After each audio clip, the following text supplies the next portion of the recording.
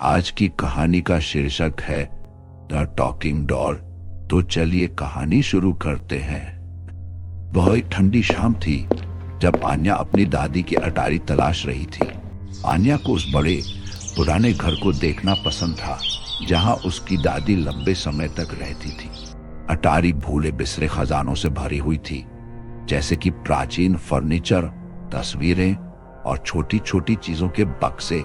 विशेष रूप से धूल भरे ट्रंक में खोजबीन करते समय उसे एक गुड़िया मिली।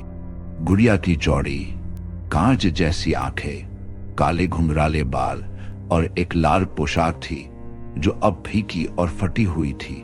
इसके घिसे पिटे रूप के बावजूद आन्या को इसके प्रति एक अजीब आकर्षण महसूस हुआ। वह गुड़िया को अपने कमरे में ले आई। उसे नहीं पता था कि यह कितना डरावना होगा।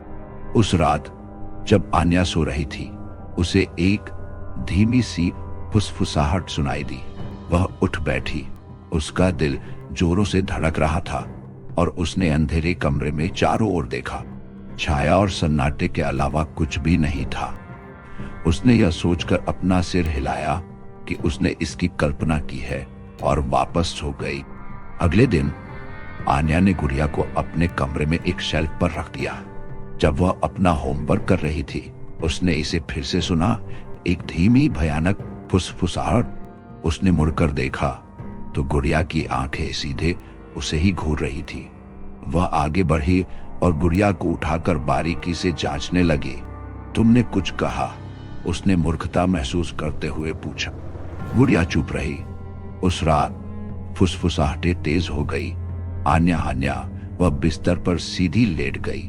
उसकी त्वचा रेंग रही थी। आवाज अब साफ थी। यह गुड़िया से आ रही थी। उसने गुड़िया को पकड़ लिया और उसे अपनी अलमारी में फेंक दिया और दरवाजा बंद कर दिया। लेकिन लकड़ी के दरवाजे से फुसफुसाहटें सुनाई देती रही। अगली सुबह आन्या ने अपने माता पिता को बात करने वाली गुड़िया के बारे में बताया, लेकिन वे हंस पड़े और उसे बताया कि यह उसकी कल्पना थी, यह साबित करने के लिए कि वह पागल नहीं है।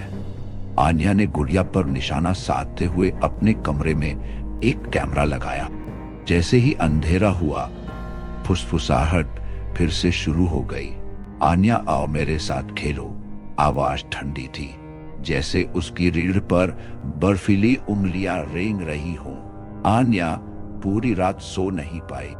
सुबह में उसने रिकॉर्डिंग की समीक्षा की। उसने देखा कि गुड़िया का सिर धीरे धीरे कैमरे की ओर मुड़ गया। उसे यह देखकर बहुत डर लगा कि गुड़िया अपने आप हिल गई थी। उसकी कांच जैसी आंखें झपकी और उसका मुंह खुलता और बंद होता रहा। उसका नाम फुसफुसाते हुए आन्या दौड़कर अपने माता पिता के पास गई और उन्हें फुटेज दिखाया। इस बार वे चिंतित थे। उसके पिता राज ने गुड़िया से छुटकारा पाने का फैसला किया।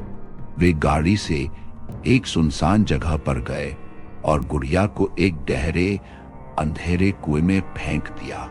राहत महसूस करते हुए वे यह सोचकर घर लौट आए कि यह डरावना सिलसिला समाप्त हो गया है। लेकिन उस रात आन्या की राहत तब दहशत में बदल गई जब उसने फिर से फुसफुसाहट सुनी। आन्या में वापस आ गई। गुड़िया बिस्तर पर बैठी थी। उसकी आंखें चांद की रोशनी में चमक रही थी। आन्या चिल्लाई और उसके माता पिता दौड़कर अंदर आए। गुड़िया को देखकर उन्हें पता चल गया कि कुछ भयावह हो रहा है। उन्होंने परिवार की एक पुरानी मित्र श्रीमती शर्मा से मदद लेने का फैसला किया, जो भूत प्रेतों के ज्ञान के लिए जानी जाती थी। श्रीमती शर्मा ने गुड़िया की जांच की और गंभीरता से सिर हिलाया। यह गुड़िया शापित है, उसने कहा।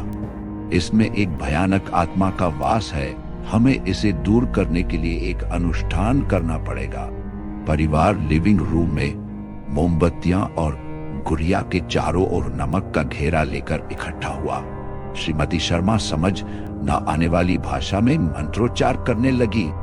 गुड़िया की आंखें लाल हो गई और वह ऊंची उन्मत्त आवाज के साथ वह हंसने लगी।